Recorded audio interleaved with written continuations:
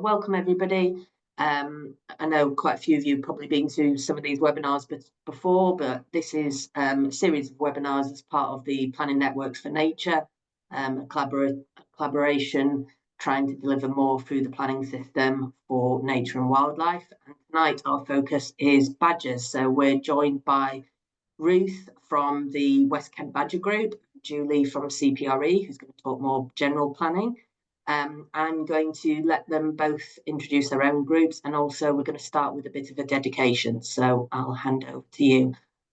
Just to mention, as usual, there's a question and answer box at the bottom.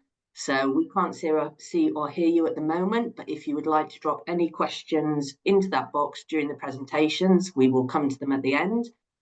And I will hopefully be able to bring you in to ask your own questions, or if you don't want to, I can pose them to either Ruth or Julie. This session is being recorded, so anybody that doesn't manage to join us this evening will be able to catch up on it later. So over to Julie and Ruth. Thank you, Heather. So I'm Julie Davis. I'm one of the planners at CPRE Kent. And I'm just going to bring up my screen for you, just while it, oops, Daisy.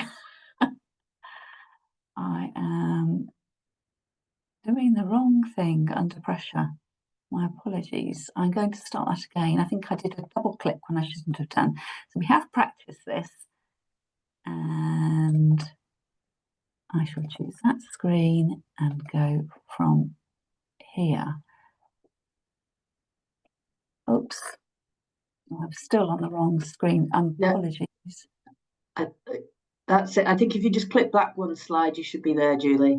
Yeah, I'm just having trouble going backwards. If you look at the bottom, the arrows at the bottom left. Oh, very clever. Sorry. Oh, that's taken me too far back.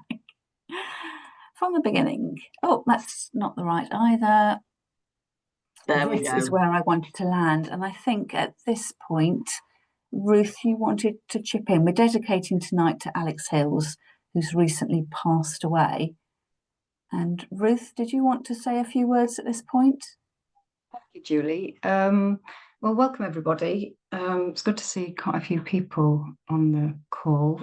We wanted to start, before we get into the substantive part of the presentations, by paying tribute to a wonderful volunteer for both the West Kent Badger Group and CPRE, who, as Julie said, sadly died last month. Alex Hills was an amazing champion for wildlife and countryside, and in particular badgers that were his favourite animal. It was his idea actually that we got together today to do this event, and Alex was hoping to start the presentation off. So we're very sad to have lost him. He was an incredibly kind and generous man, and we were both very lucky to have him as a volunteer for our groups. He was for the Badger Group, he was always ready to go out and rescue not only badgers in distress, but also foxes, as he volunteered for the Fox Project too. He was very keen to pass on his amazing knowledge and experience to new volunteers, and I certainly learnt a lot from him when I started volunteering.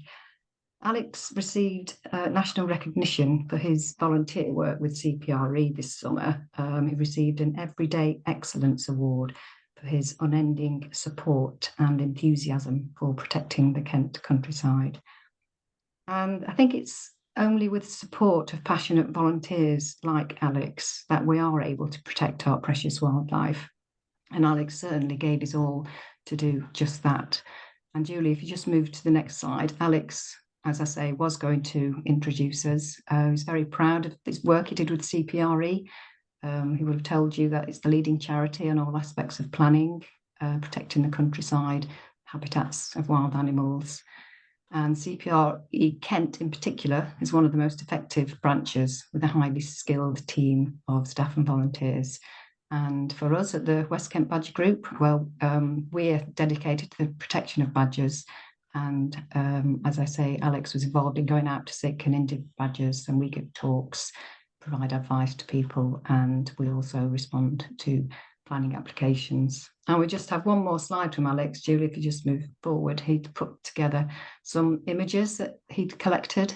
The smallest cub, he wanted to tell you on the top left hand, the image there was actually released back into the wild. There was a lot of care from volunteers to nurture that cub all the way through to a point where it could be released. And want to lead this bit by saying that Alex really believed that every badger matters, because where there are badgers, nature does better. Thank you, Ruth. I'll take over from here then. Thank you. So, as I said at the beginning, I'm Julie Davis, one of the planners who work at CPRE Kent, and I'm just going to start off my presentation by just explaining a little bit about CPRE, just in case many of the audience may or may not know about it. So the charity as a whole, it's a nationwide charity, was established in 1926. So next year we'll be celebrating our centenary. And you don't have to dig very far in the planning world to see the footprints, the handprints of CPRE in all sorts of planning initiatives, including setting up lobbying for the first Town and Country Planning Acts, and then going on to be quite a force behind Greenbelt legislation. And the slide there is explaining that after the First World War, we wanted homes for people to live in, and there was a building boom in the interwar period, and that resulted in urban development we see quite often coming out from our major towns. And of course, with the advent of the car as well, people were going out and wanting to enjoy the countryside. So we are set up as a charity that has the countryside at its heart. But we sometimes get some negative press of being accused of being anti-development and being NIMBY. But it's quite interesting to look back to the aims and objects of the council when it was originally drawn up in 1926. That the charity wasn't intended to object to the unreasonable use and development of rural areas. It was the abuse and bad development of such areas which required our attention, and so therefore it's not intended that CPRE should be a negative force. It's part of its policy to promote sustainable and harmonious development. And I think that's always the tricky thing with planning, is getting that right balance. Unfortunately, neither Ruth nor I are the decision makers in these circumstances, but both our charities do play an active role in trying to influence the planning process. So in terms of CPRE and its priorities, I will skip quickly over these next few slides because they won't directly relate to badgers, but we do campaign about encouraging the government to provide genuinely affordable housing, looking to develop a brownfield first rather than developers automatically going through to greenfields, and then talking about greenfields, that we want to protect the greenbelt, designated greenbelt, which has extra layers of protection to our normal tracts of countryside. And also, as lots of you will be aware, perhaps seeing the countryside changing around you, that as we transition towards renewables in response to climate change, we are it's very important to us that the needs of the countryside in terms of providing our food isn't run roughshod over. And of course, for you here tonight, perhaps our most important campaign strategy is to support nature recovery and strategic land uses. So just to give you a nationwide overview, CPRE Kent, we're the Kent County branch of the CPRE network, and overall there are 31 groups across the country. Some of them, like us, have paid staff, but others have very limited staff and very heavily reliant on their volunteers. So CPRE Kent was actually established in 1929, so 3 years after the national group, and currently we have just over 1,100 members. And to be a member, you can silently support us by paying a monthly sub. You can get more involved with us if you like, but to repay you for your kindness, we do publish 2 magazines a year in the spring and autumn called Kent Countryside Voice, and we're always looking for people to write articles for us, so do get in touch. So our vision is one of a beautiful and thriving countryside that enriches all our lives. I'm not going to go through those 6 bullet points, but if you are going to be watching the seminar on record, you might want to pause at that point and have a read. made about where we position ourselves amongst all the other charities that also have interests across the countryside. And just to set things in context, I hope you're not going to spill your cups of tea at this point, but we've produced this threats map. Of course, every day it goes out of date, but just to show, if you don't already know, the tremendous pressure that the countryside, our precious Kent countryside, is being put to in terms of demand for solar farms and development in the designated national landscape, which you'll know as the former AONB, to quarrying, and our main concern is very large housing developments. So getting on to the main crux of the seminar, I'm going to go, this is quite a low level. I'm assuming that you have perhaps limited knowledge of the planning process. So what do you understand when we talk about planning? So as a planner, my first reference point is the National Planning Policy Framework. And you may hear about that, and it's often reduced by and known as the NPPF. So that's what the NPPF stands for. And this is a government produced document that sets out policies on a range of things. And from there, councils' local plans have to be in accordance with the National Planning Policy Framework. There's also some accompanying guidance to that, known as the Planning Practice Guidance. So for those of you who, I don't know whether you're used to the terminology of local plans or development management, but in brief, every council, so that's the borough council or the district council, so I don't know which part of Kent you're in, but it could be Canterbury Council, it could be Medway Council, Folkestone and Hythe. It is that level of council that is required to produce a local plan. And that sets out over quite a long time frame where the council envisages new development taking place. And it has, perhaps my interest, well, a lot of the work that comes across my desk is mainly to do with housing sites. So you may or may not know that the government has set out a standard methodology for the numbers of houses that each council is required to provide land for in its local plan. And it's the standard methodology, and it's a matter of plugging in numbers and the council gets a figure. And this figure is normally quite alarming for local residents. It seems that we need to have an awful lot of housing to meet the government's stated aim of providing 1.5 million additional homes through the current Parliament. And those local plans are the blueprints, if you like, for when a planning application is made. The developer will have to look at that local plan and make sure it's looked at all the relevant policies relevant to that particular development. And then the council will decide that planning application in accordance with its local plan. So that's with my third bullet point there, that planning applications are required by law to be determined in accordance with the development plan, which in this instance is the local plan. There's a very wide definition of development plans, which I won't go into at the moment. And then there's that caveat, unless material considerations indicate otherwise. So you'll sometimes see developments going through and you might think, well, that's contrary to that local plan. Well, it doesn't quite interpret that policy how you thought it would be, but that is the role of the council officers when they are drafting these reports and making recommendations to their committees that's embodied upon their shoulders to make sure they're carrying out their process properly.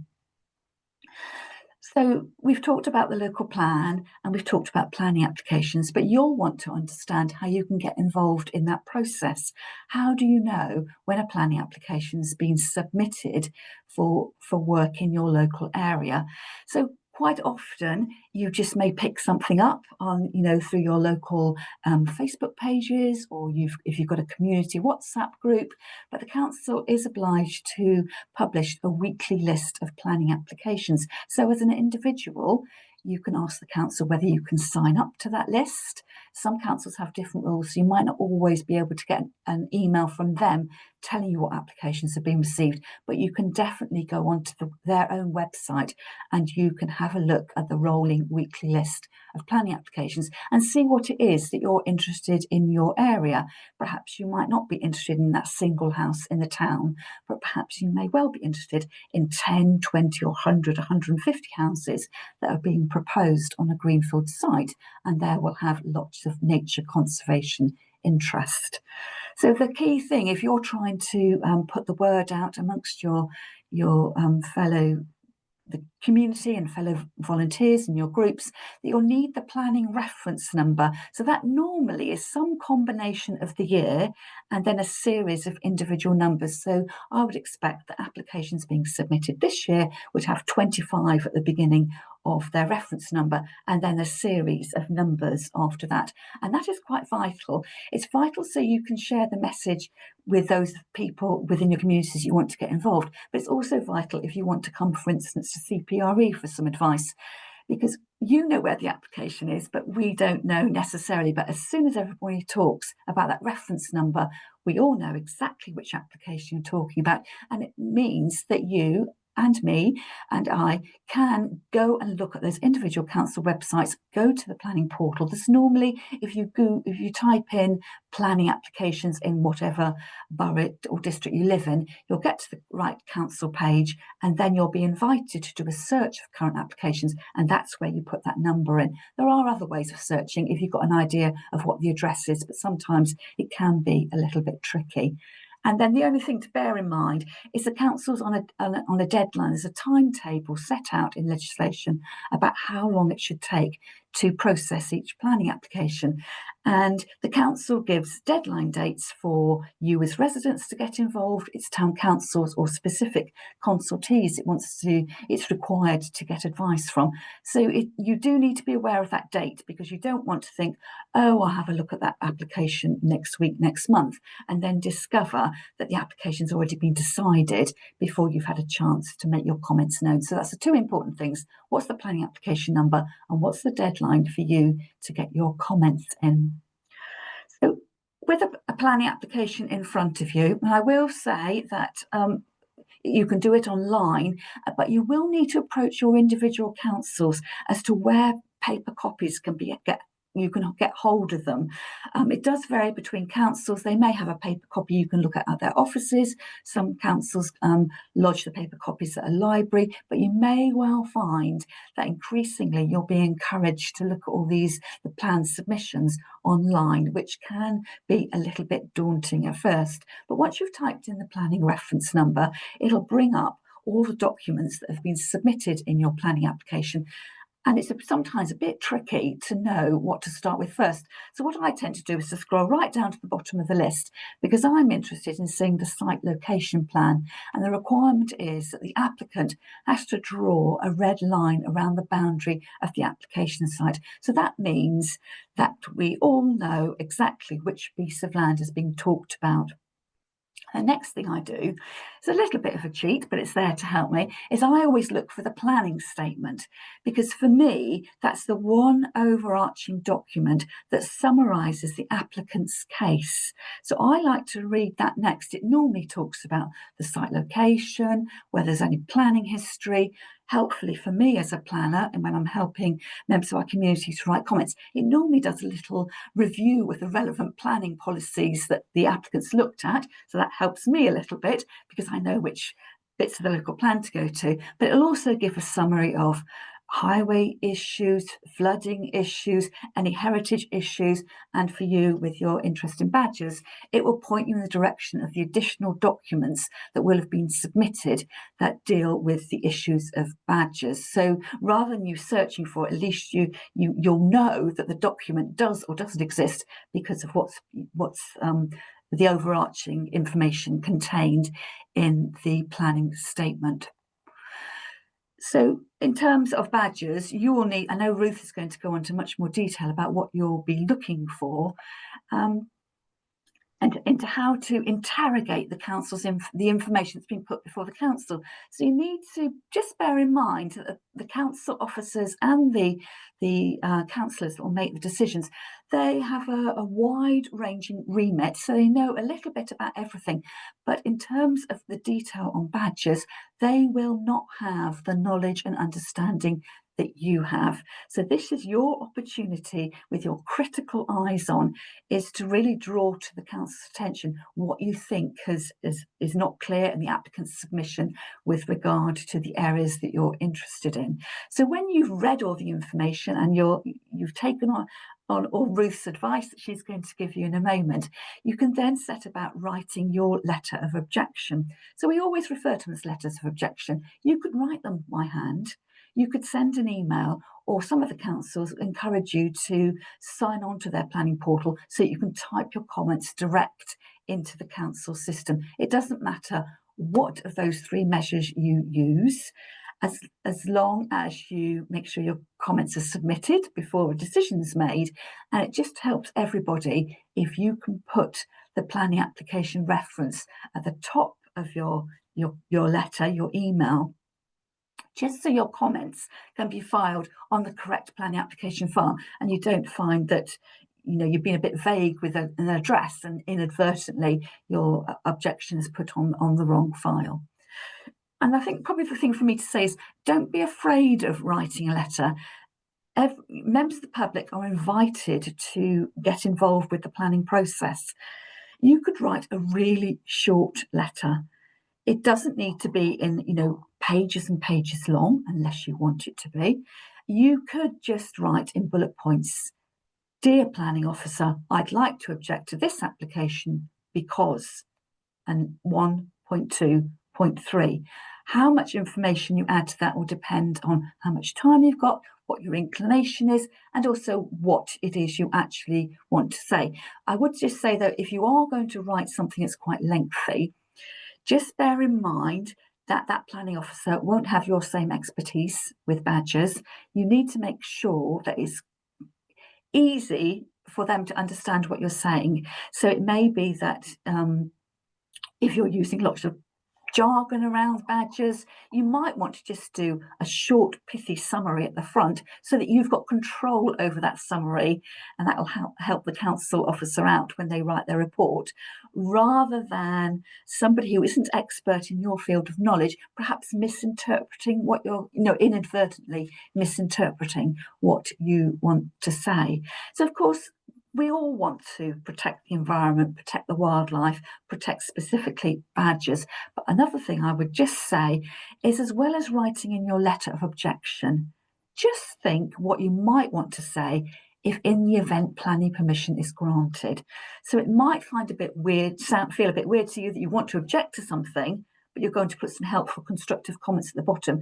But bear in mind, the applications is either going to be approved, be granted planning permission, or be refused planning permission. And if planning permission is granted, that will be subject to a number of planning conditions. So it may be that although you've managed to poke holes in the applicant's submission and pointed out they haven't done this and that right, eventually there'll be a back and forth perhaps between the applicant and the council, that the scheme will be in a position where the council can make a recommendation one way or the other. And in the event that planning permission is granted, what is it that you might have wanted to say to the council? How, are there specific planning conditions you would want to have included in any grant of planning permission? So it's always worthwhile putting your objection in at the beginning of your letter and perhaps just rounding off at the end with, in the event that planning permission is granted, please could you consider X, Y, and Z. So you've written your objection in, and you just basically, it's a waiting game. The councils do have deadlines, but sometimes deadlines come and go, particularly if there's a lot of negotiation going on in the background, which you won't be party to. The only time you'll know whether something's happening is either if you ask the case officer for an update, or you may get a notification that amended plans have been submitted. So if an application goes to planning committee, the committee agendas are published in accordance to a cycle. So you can go on to your council's website and look at the calendar of committee meetings. So you could guess, the best estimate based on when the application was submitted, which committee it might be going to, and then get into the habit of checking about a week beforehand, because that's when the committee papers are published. You can then look at that committee report, you'll be reading it online, and you'll then be able to see how well your letter of objection, your representation was summarised. Has the council picked up the right nuance that they wanted to pick up? At that time, you'll be able to read all the other comments that interested parties have made, and you'll be able to just, at least if perhaps you might not agree with the officer's recommendation, you'll have an understanding how they've reached that recommendation.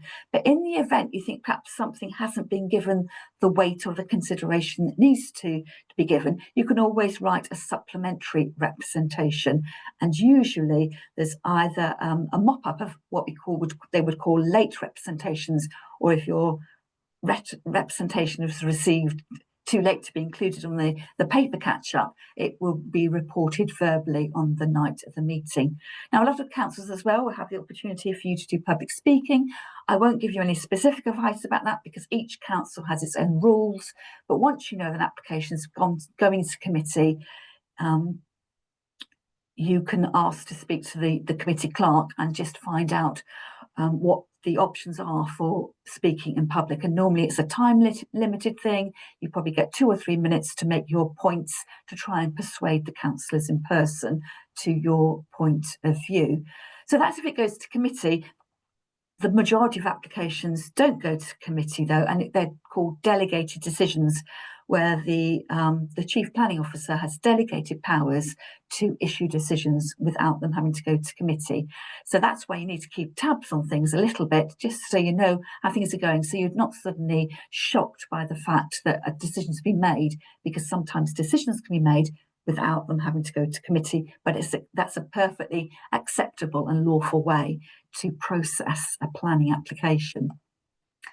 So what can you do to get involved with planning? Well, one thing you might want to consider, as Heather's already said, is joining the Kent or Sussex Planning Network for Nature. If you just Google that, the website will come up and you can join the website. It's a free online community.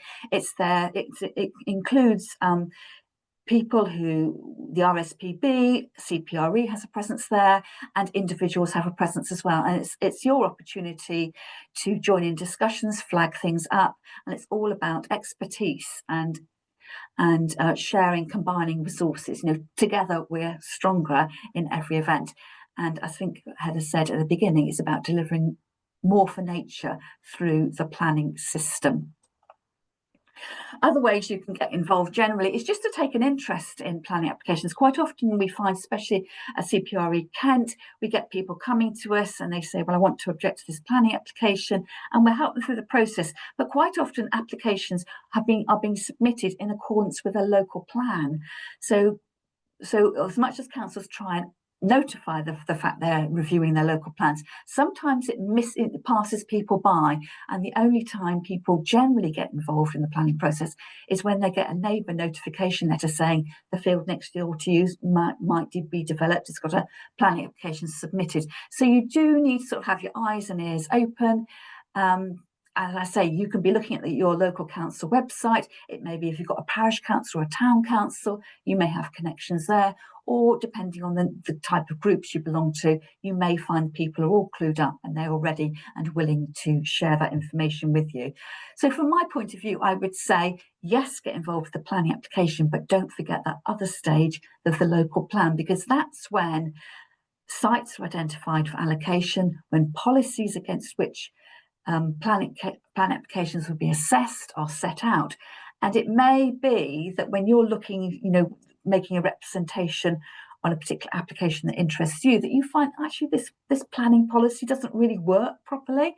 So that's why it is really, if you want to get involved in the process, I think it is quite interesting to get involved in the planning application at the local plan stage, and then from there the planning applications will flow. Having said that, though, that's we always hope that development is plan-led in accordance with the local plan, but quite often speculative applications are put in all the time. So you may well have a planning application which allocates sites for hundreds and hundreds of housing, and then you'll get another developer coming along saying, well, my site wasn't included in the local plan, but I'm going to submit it anyway. So it's really about keeping up to date and on the ball. And I should say as well, as I mentioned at the beginning of my talk, you've also got the opportunity to support CPRE Kent through a monthly subscription, and you do get the advantage of our help at the end of the phone or at the end of an email. And also we're trying to build our social media presence, so you will find us on Facebook. We've recently reissued our page with a few technical hitches behind the scenes, so if you search for CPRE Kent, the countryside charity, you should find us. And it also helps if you like, share and interact a little bit. Now, I've told you everything about planning, but things are always changing. So there'll constantly be updates, so nothing stays still ever. So that's all for me for the moment. If you do have any inquiries about planning in your area, you're more than welcome to email me. This is our group email address, planning@cprekent.org.uk. Well, that's enough for me. I'm going to stop sharing my screen and I'll hand you over to Ruth.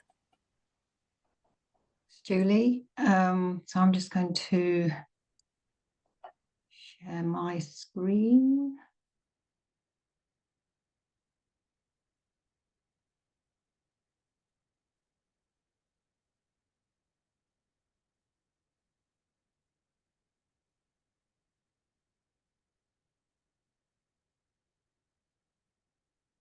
Okay, so thank you.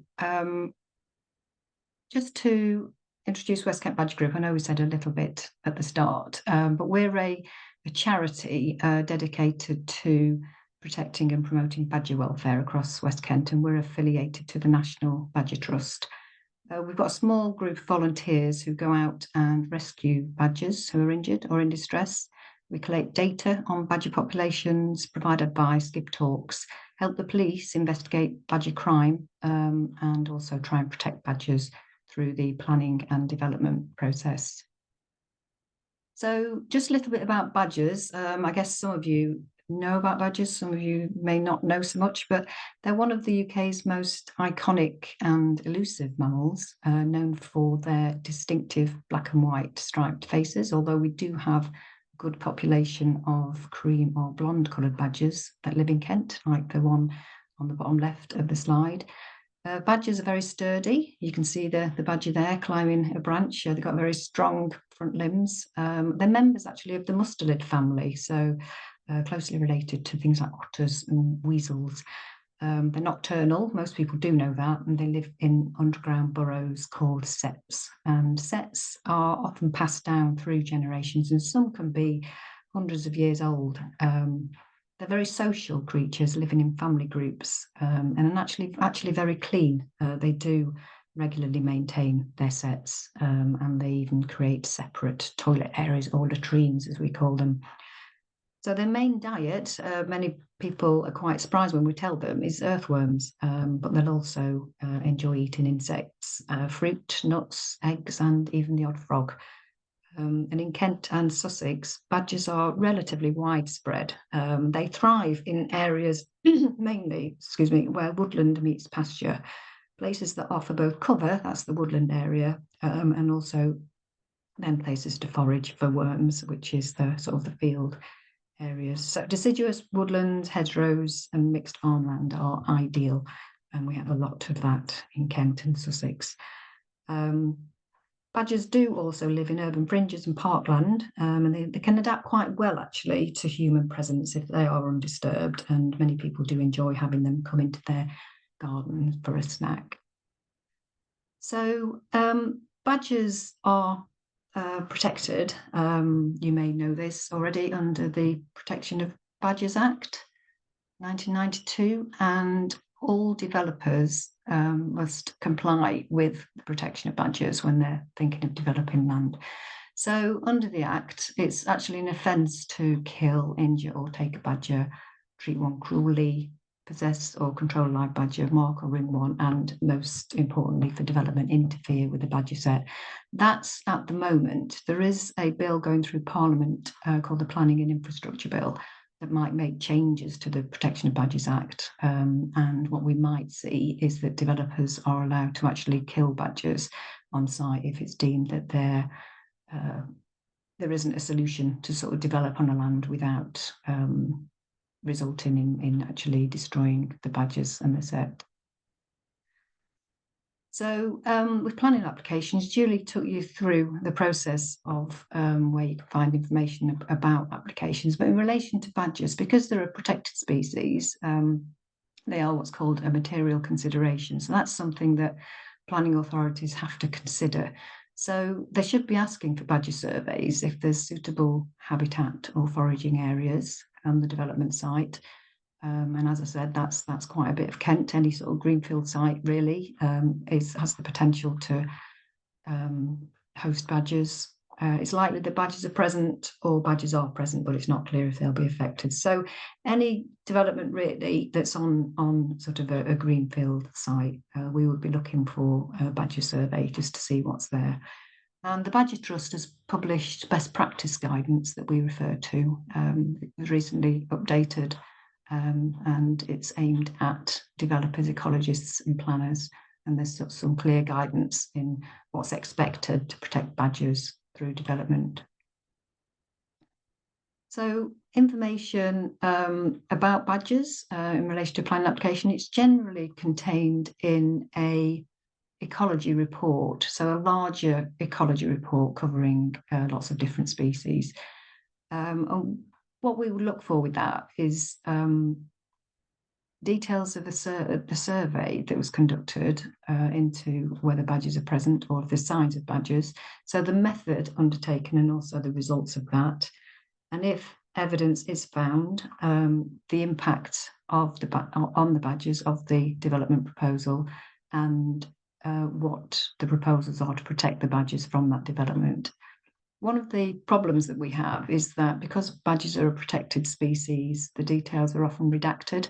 So they're blacked out, so we can't actually read in the report what was found and what the proposals are to protect the badgers. Some councils, when we write to them and ask them for an unredacted report, will release them, but other councils won't. It does depend on the authority. So sometimes we have to do a bit of guesswork. It doesn't stop us commenting. I've got some examples later on to show you the type of thing that we will do if it's not clear whether badgers were found and what's being proposed. But the best solution really is for us to get a copy of an unredacted version of the report. So when we're thinking about the actual survey, what we want to see, what we would consider to be good practice, is an independent survey on site, not just somebody looking at the computer and looking at records collated by somebody else, but we want to see that somebody's been on site. And we want to see in the report that the person who's done the survey is a qualified and trained professional. So we want evidence really that they know what they're doing. We'd like the survey to take place early in the project timeline. And the reason for this is that if evidence of badgers is found, then there's the option early on to design the development on that site so that it doesn't come within a certain distance of a badger set that might be found on the site or adjacent to the site. And that's the best solution, the best outcome really for badgers. We'd expect the survey to follow the Biodiversity Code of Practice for Planning and Development. This is a sort of a national, highly regarded document, and some of the pointers in that are that avoiding, I've just taken some quotes out of it, avoiding adverse effects through good design should be the primary objective of any proposal. That links into what I've just said about the site layout. And the mitigation hierarchy should underpin all decisions. So when looking at protecting nature through development, excuse me, there's something called the mitigation hierarchy, which is avoid, mitigate, compensate. So first, can you avoid impacting on the biodiversity? If not, then you move to the mitigation stage. You know, what steps can you put in place to mitigate the impact? And then you move to the compensate phase. And if it is impacted, what compensation measures will there be? So further things we would look for with surveys, we would like them to be undertaken within 12 months of an application being submitted. So we've got current data. Badgers do move around a little. They do have a main set, but they do dig smaller sort of annex and subsidiary or outlier sets, and these can move around and they can sort of spring up at different times of the year. So we would ideally want it within 12 months, and the survey to have been undertaken in spring and autumn when badgers are most active. We'd want to see a map showing badger field signs, so that's tracks and signs of toilet areas. We'd want to see the sets marked on the map and how far they are from the development site. We would like this provided in metres. We would want to see some photographs, evidence of any trail cameras that were set out, and monitoring of sets to see what activity is taking place. And in relation to the sets, we want to know the number, status and classification of a set. As I said, they do have a main set. An annex set is attached, well, it's sort of attached to a main set, is attached, but certainly by a well-worn path, but it's slightly separate from the main set. And then subsidiary and outlier sets are much smaller and further away from the main set. We'd want an estimate of territorial boundaries and the value of the current foraging habitat. Badgers tend to like foraging mostly on short grassland, so golf courses are good for them, much to the annoyance, I'm sure, of the owners of the golf courses, and also fields in farms, and then they will also forage in woodland. So we'd want a sort of a narrative around what type of habitat they're likely to lose as a result of the development. So if badgers are found living on or near the site, then an impact assessment must be undertaken. So detailing potential for loss of or damage to sets, loss of foraging area, or how the badgers might be disturbed during the construction phase, because it's important to protect wildlife during construction. There's lots of hazards, and with any report we would want to see details of how any badgers would be protected during construction. So Natural England, they're what's known as a statutory consultee, so planning authorities have to consult with them. Because they can't comment on every application, they publish what's called standing advice for different things, and one of these is for badgers. So it expects local planning authorities to follow the advice, and again it refers quite clearly to the mitigation hierarchy which is used in planning to protect biodiversity. So this is a quote taken from the Natural England standing advice. Where possible, development proposals should avoid negative effects on badgers. Where this is not possible, the developer will need to include adequate mitigation or, as a last resort, compensation. And we try and focus on this, especially for development, say for housing in a greenfield site, because there is a requirement to achieve what's called biodiversity net gain. So any large development will have to look at how it can improve biodiversity on site. There tends to be areas that are not developed and are given over to wildlife meadows or perhaps orchards or some sort of green area. And what we're looking for is, if there's a badger set adjacent to the site or on the site, we would want that green area around the badger set. We would want the site sort of treated like a blank canvas and designed in a way to avoid affecting any badger set. So these are some of the things that we would look for mitigation and compensation. There's a rule of thumb really that in order to avoid impacting on badgers in a set, we wouldn't expect the development to come within 30 metres of the entrance holes. 30 metres tends to be chosen because badgers, the entrance hole can go underground and in lots of different ways and can extend further into the development site.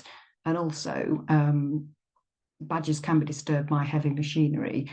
And a rule of thumb has been developed that if the development doesn't come within 30 metres of a badger entrance hole, then that's classed as not interfering with that badger set. So that's what we would look for as a first priority. We would also look for evidence that the design of the site didn't isolate badgers' territory. So again, thinking about the evidence that was provided in the survey, we'd want to see where the badger territory was, and we would want to make sure that that wasn't isolated. We'd want to look for if they were losing any foraging area. We'd want to see that the remaining area was enhanced, for example, with fruit or nut-bearing species of plants. Non-public access areas as well are also useful to protect the badgers. We would want a commitment for no artificial light around sets and unlit wildlife corridors.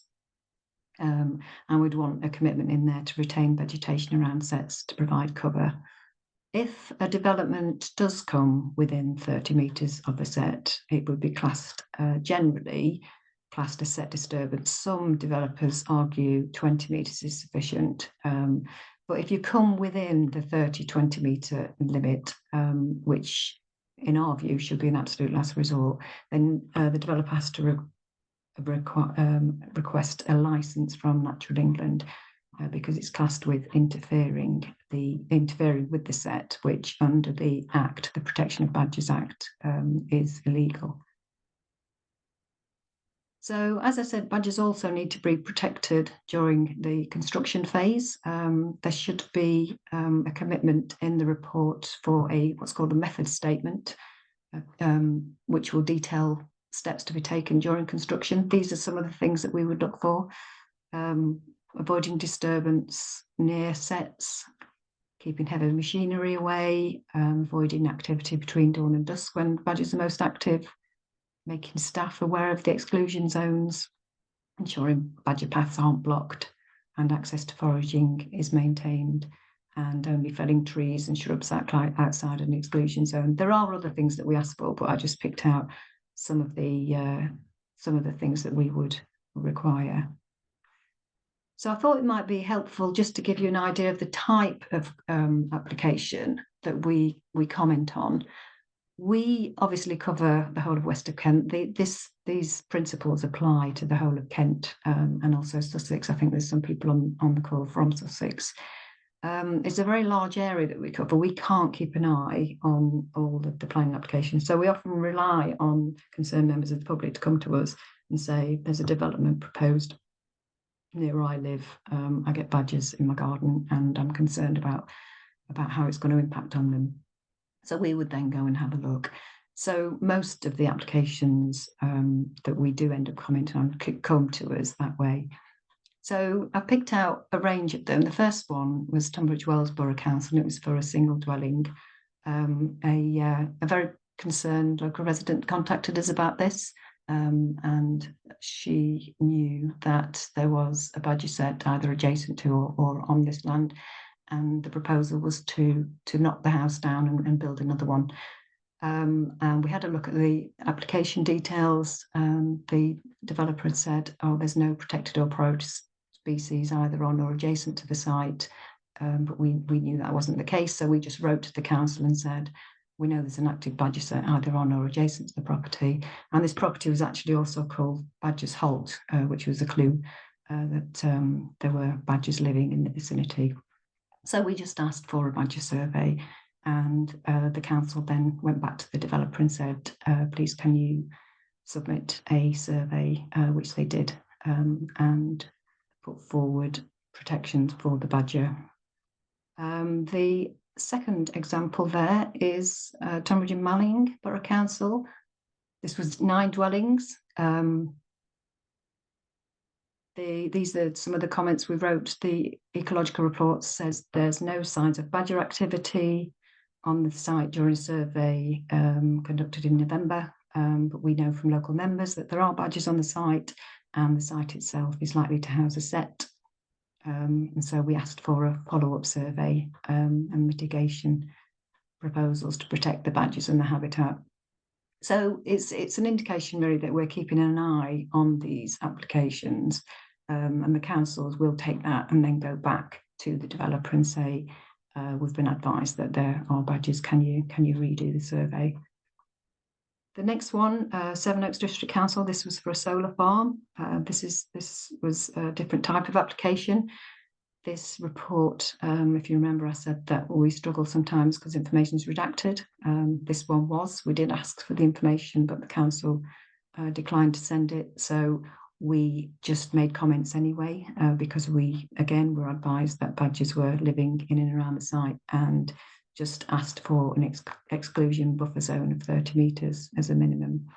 There was little else we could do because we couldn't see what was found and what was being proposed. So we just asked for the exclusion buffer zone.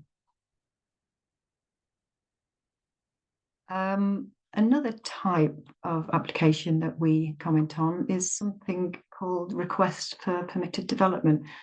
Some development doesn't require planning approval. There is a planning application isn't required. It's classed as permitted development. One of the classes of that is some agricultural buildings. And we were notified again by local residents that a building was going to be knocked down, an agricultural building, and larger buildings put in place. And what we did, we wrote and said, well, we know badgers are active in the area. There's a large badger set adjacent to the proposed building. So we asked for a full planning application rather than this going through under permitted development with an ecological survey with proposals for mitigation.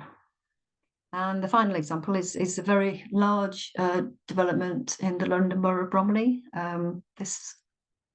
The part of the application we commented on here was what's called a scoping report for an environmental impact assessment. Environmental impact assessments are undertaken generally on very large developments, and it's an opportunity to look at a whole site and its impact on the environment.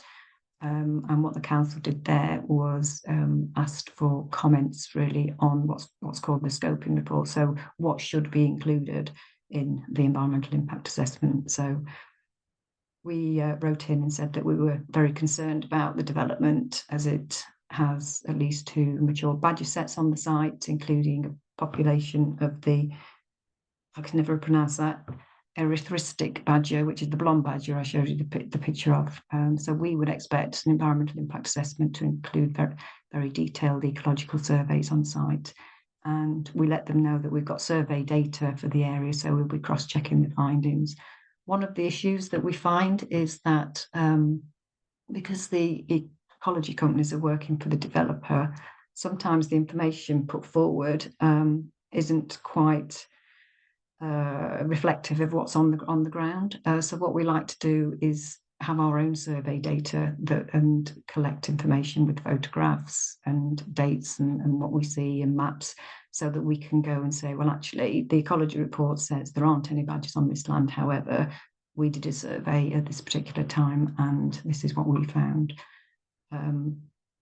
So we went on to say for this particular one, we would expect any proposals to have a sensitive site layout that reflects survey findings and follows the mitigation hierarchy, the Natural England's mitigation hierarchy of avoid, mitigate, compensate. So what we're saying there is you've got a blank canvas, this is fields, you've not really designed the site yet, do the environmental impact assessment, work out where the sensitive areas are, and design, if the development goes ahead, design the site around that. So Julie touched on the local plans. At the moment, and she also touched on the requirement for councils to start looking at their housing allocation. So at the moment, lots of councils are consulting on changes to their plans because they've been given this task by the government to find more land for housing.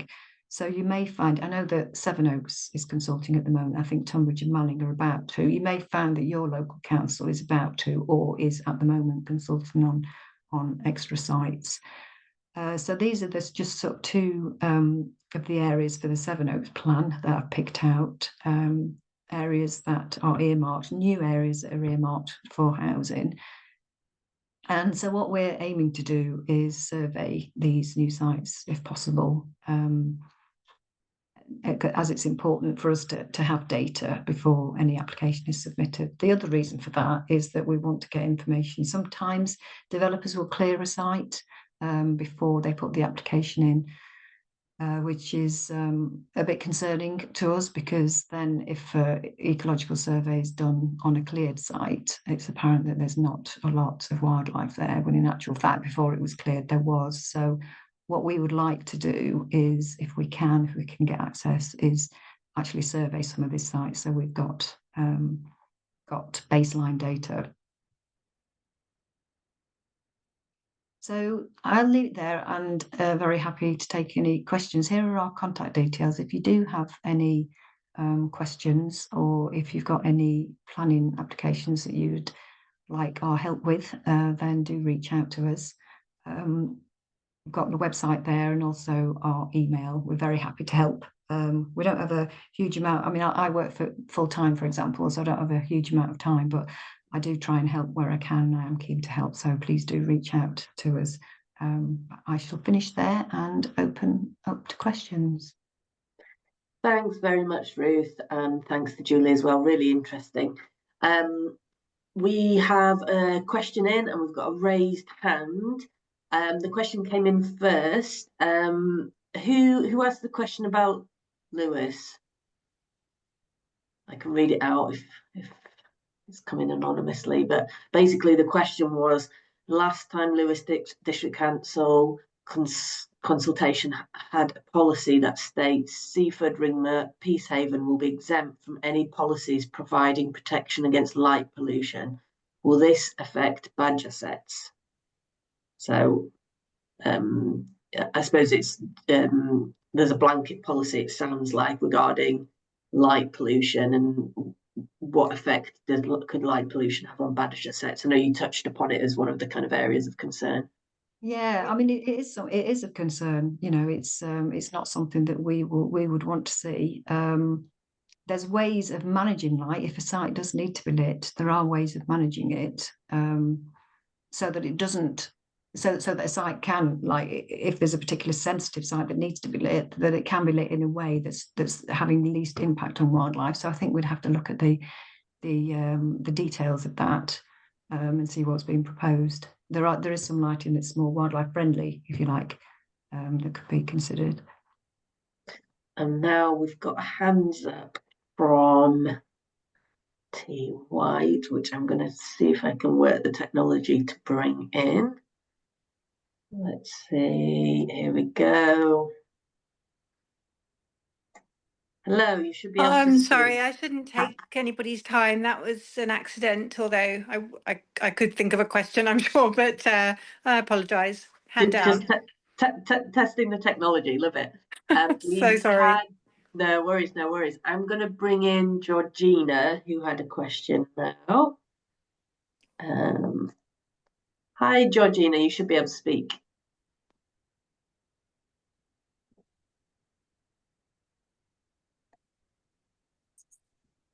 Hello, can you hear me? Hi there, can you hear me? Hi, go ahead. I was just interested to know, I mean, obviously there's a lot of information and recommendations to councils, but do the councils always listen to your recommendations, and, you know, do they give feedback on your replies to understand, you know, whether it was taken on board or not? Yeah, so some they vary, to be honest. We have recommended, I mean, we don't very often recommend refusal of an application. We don't really see that as our position, unless we think that if a development took place on land, there's no way the badgers would be able to continue to survive there. So on the very odd occasion that I've sent comments in saying that I think this should be turned down for reasons of protecting badgers, then that has been taken forward, and the council has refused permission on that basis. However, they have then gone to appeal and been overruled on appeal. So it's one hurdle after another. Yeah. I'm afraid it's not necessarily that straightforward, but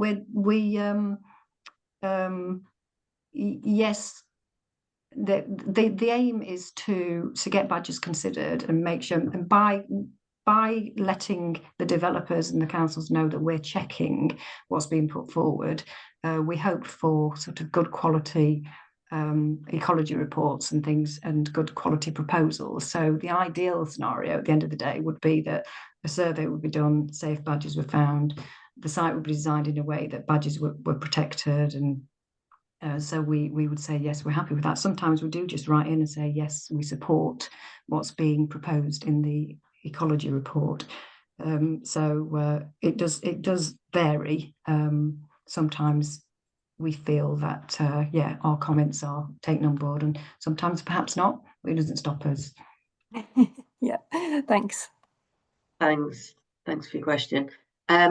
Next we have a question from Sheila. I'll attempt to bring you in, Sheila, to ask your question.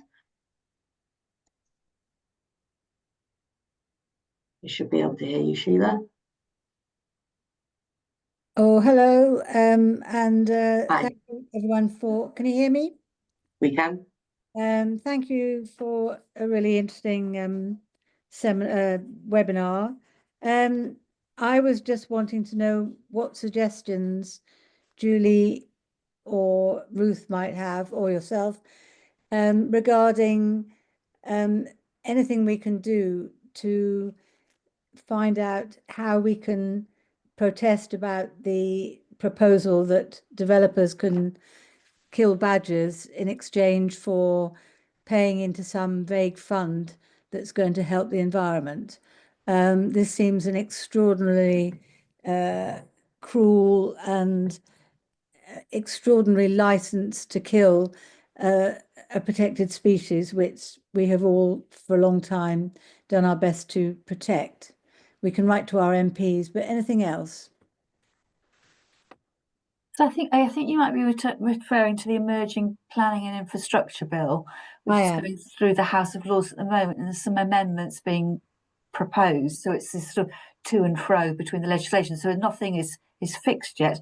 But I know several groups have got round robin letters when encouraging you to write to your MP, so that when the time comes, that your points will be raised at the appropriate time. So it may well be that if you've got a particular wildlife group that you're attached to, or perhaps even through the network, that you can find a sample. I think it's probably published a sample letter that you could then forward to your MP. Yeah, I know there's some guidance on there about the one that the Wildlife Trust is running at the moment, but I think all of the kind of big ENGOs and Countryside Link are all doing sort of advocacy at all levels to try and get kind of thoughts across around some amendments that are needed. But yeah, it is worrying. But yeah, I think a lot of them involve writing to representatives. Thanks for that. Then we've got a hand up from Louise. Can you unmute you? Hi. You had your hand up. Do you have a question? Louise Venny, sorry. We should be able to hear you. No. No, okay. Oh, It might be me. Can you hear me now? yeah. Yeah, okay, sorry. Just more of an observation, really, because I am a deputy chair of a parish council planning committee, and obviously there's a huge amount of information to consider when you're, even as a parish council, you're looking at an application. So I guess for me it's just an observation and a frustration that it does feel like everything feels like a battle. When, as you say, you want to support sustainable and development in the right place, but it's quite distressing, kind of the stuff that the hurdles you have to jump through. But my observation is that the planning committees, or at the district level, they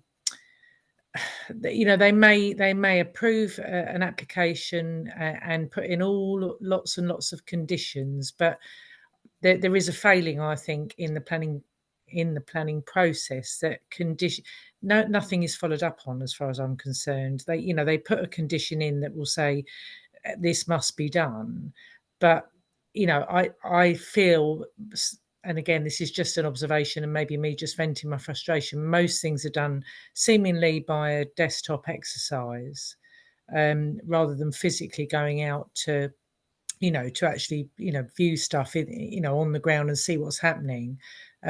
We've had a relatively small development in our village where badgers were found, and I think it was the East Kent Badger Trust, I think, worked, I can't remember who it was now, to kind of with the developer to mark out the sets, etc. But I just don't have any confidence that any of it's followed up.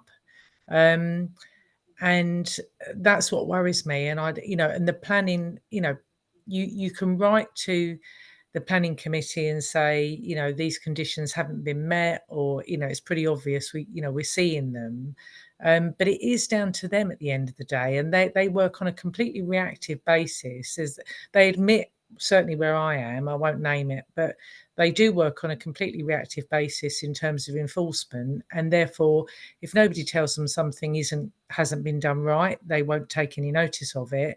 And even then, when they are informed, they work on a triage basis, that if it's a historic building, it would be at the top of the pile, and if it's ecology, it seems to be the bottom of the pile. So I guess and this has been really helpful for me to understand about badgers, and actually where we can find some support, and knowledge. Knowledge is most critical thing. But I guess I'm just frustrated with what I see as a very reactive kind of planning process in this country, really. Sorry, that was a long-winded way of saying it's really frustrating.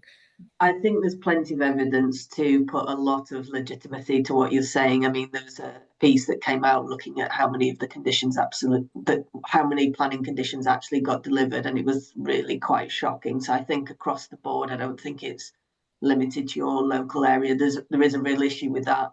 I would encourage you, if there is things that aren't being followed up, to write to the planning officers, because obviously, like you said, they do have enforcement power.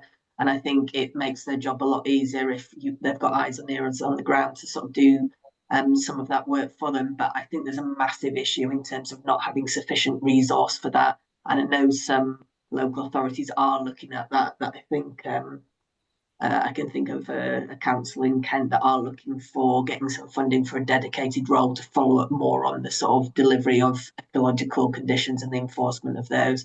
But it is a real issue.